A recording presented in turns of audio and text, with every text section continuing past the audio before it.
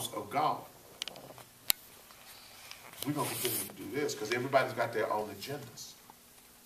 And there's no central, what is it that we gather to accomplish? See, Jesus, again, is confronting a lot of this stuff. He's not allowing other people to set the agenda. He's setting it. We have to set the agenda. How do you set the agenda? Connecting with God and following what God has envisioned. All right? For your life, for this community, we have to follow that. Come on, Ms. Hicks. When Jesus became aware of this, he departed. Many crowds followed him, and he cured all of them, and he ordered them not to make him known. This was to fulfill what had been spoken through the prophet Isaiah. Here is my servant, whom I have chosen, my beloved, with whom my soul is well pleased. I will put my spirit upon him, and he will proclaim justice to the Gentiles. Whoa, he will proclaim what? Justice. Huh? Justice. Wait a minute.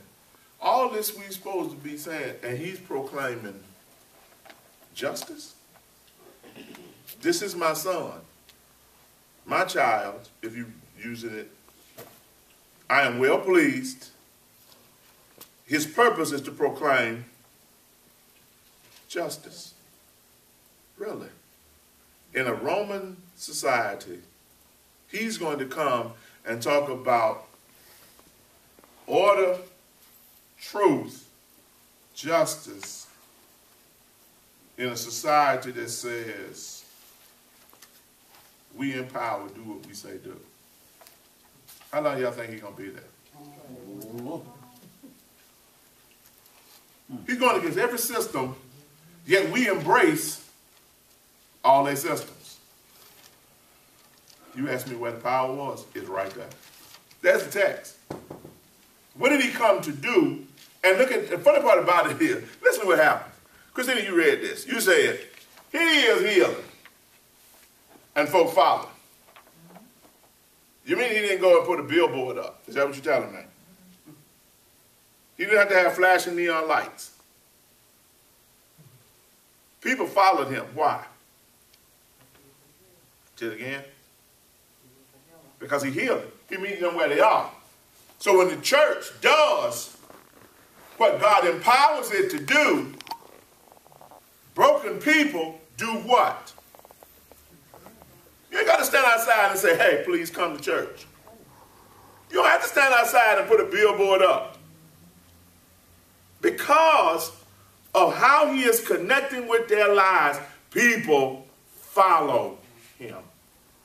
When you are doing what God has assigned and ascribed for you, people will find you.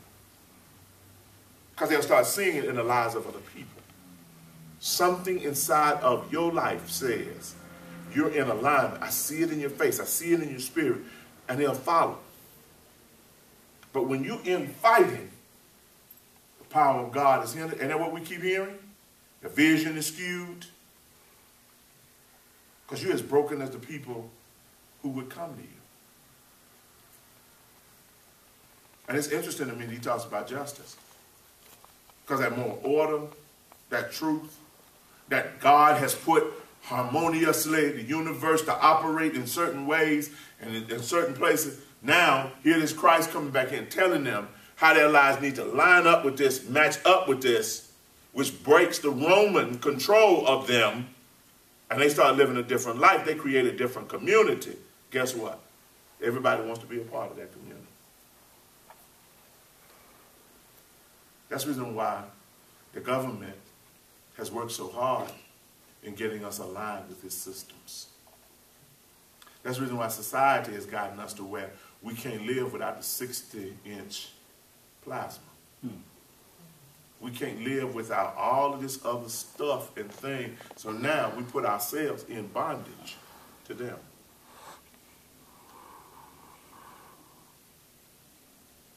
And the church participated in it years ago.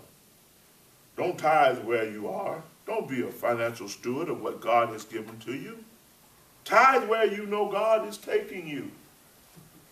The only problem was you never got there. And God never told you that foolishness. God told you to be a steward,